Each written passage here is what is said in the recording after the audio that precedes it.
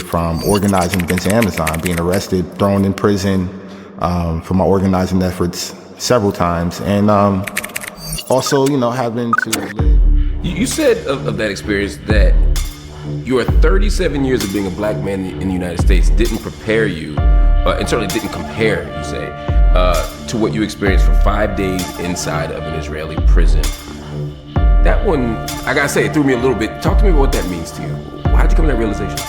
Well, I mean, like any other black man in America, I've dealt with racism in several different ways, even being incarcerated from organizing against Amazon, being arrested, thrown in prison for my organizing efforts several times, and also, having to live in the tri-state area, having to go through the stop and frisk on my way to work, just being a black man, being in the wrong place, wrong time, or, just being a black man in general, dealing with different aspects. But when I got to Israel, the hatred that they had for black and brown people was resonating from them to the point where,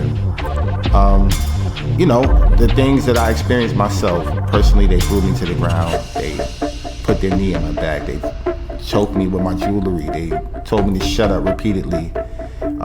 They threw me up against the wall face first, they separated me from my crew, and they said some things that was definitely regarding to my skin color, saying they're nothing like me, they're not my brother, they're nothing like us. And I knew, even when I couldn't really understand all of the language that they were speaking, but you understand emotions, you understand facial expressions, and you can just feel the amount of hatred that they had for us coming over there and trying to, break the siege.